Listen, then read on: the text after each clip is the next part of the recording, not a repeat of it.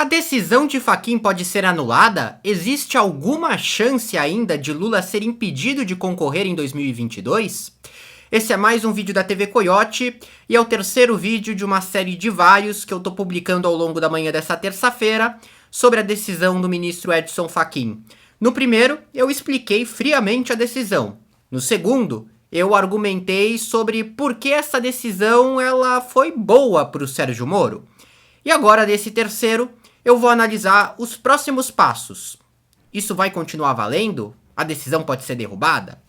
Gente, a Procuradoria-Geral da República ela já disse que vai recorrer.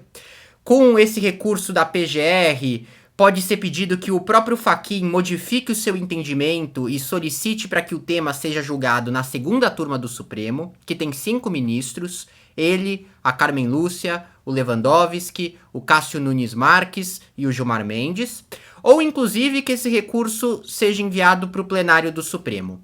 Eu acredito que essa é a possibilidade mais provável. Vamos voltar para isso. Mas se nada acontecer, se esse recurso não for adiante e a decisão do Fachin for mantida, basicamente o que se coloca é o seguinte: o Fachin ele determinou a nulidade apenas dos atos decisórios tomados nos processos envolvendo Lula. Ou seja, a apresentação e o recebimento das denúncias e o julgamento do ex-presidente. No caso do apartamento triplex, no caso do sítio de Atibaia e no caso do terreno do Instituto Lula.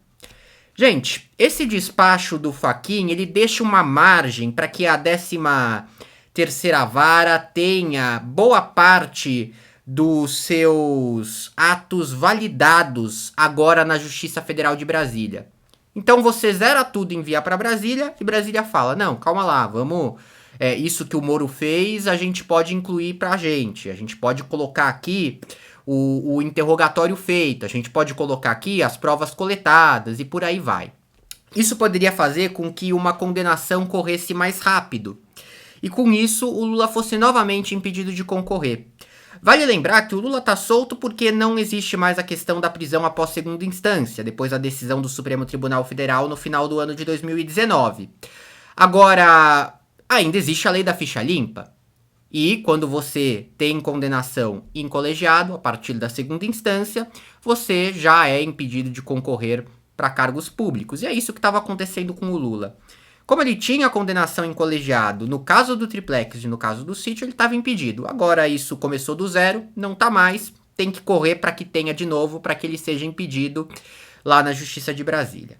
Aí, gente, é o seguinte, existem muitas controvérsias sobre até que ponto o pessoal do Distrito Federal vai manter os atos do Sérgio Moro. Pode ser que eles determinem a manutenção de todos os procedimentos de obtenção de provas, mas deixem a necessidade de que os interrogatórios sejam refeitos, por exemplo.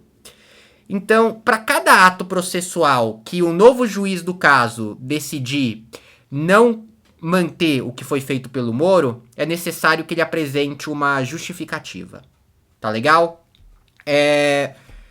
Só que acontece o seguinte, mesmo com tudo isso, mesmo que se coloque a manutenção de todos os procedimentos de obtenção de prova, é muito difícil que isso corra a tempo até o pleito eleitoral do ano que vem. Faltam 20 meses.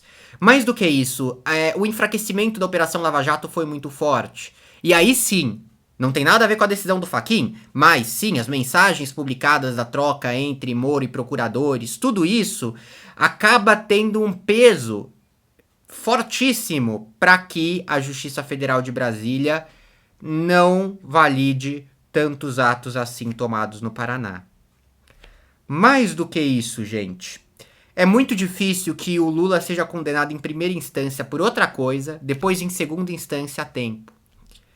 E há a possibilidade, como eu falei, com o recurso da PGR, tudo colocado pelo Fachin seja julgado em plenário. Eu acho que não vai para a segunda turma. Eu acho que o Fachin vai querer mandar para plenário.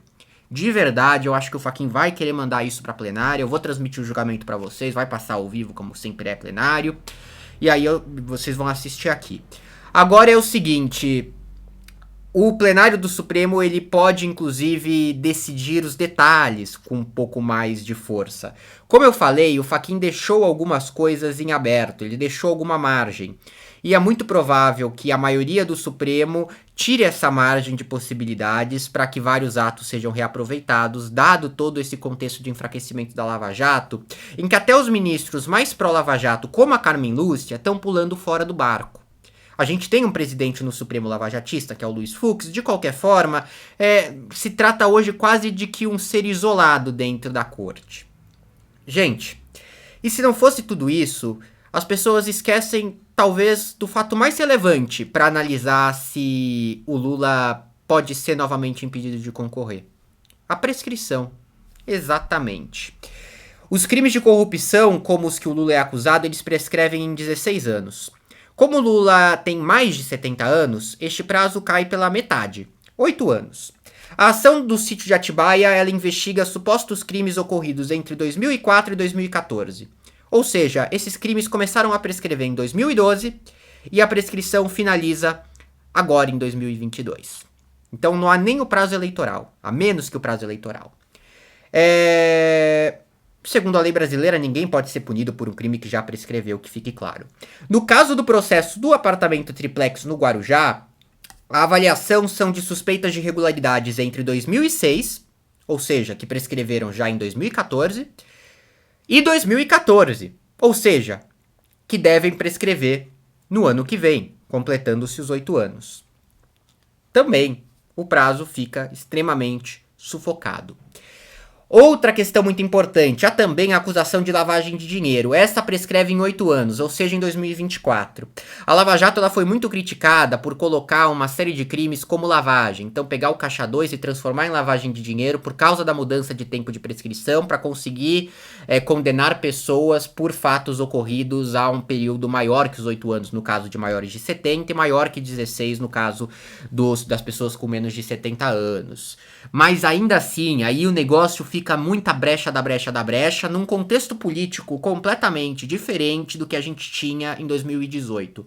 O contexto de 2018 era um contexto de lavajatismo total, que se começa a dissolver em 2019 com as mensagens do The Intercept, e segue esse rumo por uma série de motivos, incluindo a aceitação do Moro de se tornar ministro da Justiça do Bolsonaro, aí seguido da demissão dele, em que ele perde o apoio, inclusive, de uma grande massa popular que apoiava a Lava Jato. Lava Jato que se ancorou em grande parte no apoio da imprensa, perdido em 19, de parcelas da imprensa, ainda meios grandes que apoiam, mas também do apoio popular, que é menor do que já foi. Então, o contexto totalmente diferente, o ingrediente da prescrição, o clima no Supremo, que pode avaliar esse recurso da Procuradoria-Geral da República, e as formas possíveis para que a Justiça Federal valide atos tomados pelo Sérgio Moro, fazem com que sejam extremamente remotas as possibilidades do Lula voltar a se tornar ficha suja ao longo do próximo ano. E aí entra um ponto onde muita gente já tá dando palpite. Ok, o Lula pode concorrer. Ele vai querer concorrer? Este é o vídeo. Vai ser o 4º vídeo dessa série.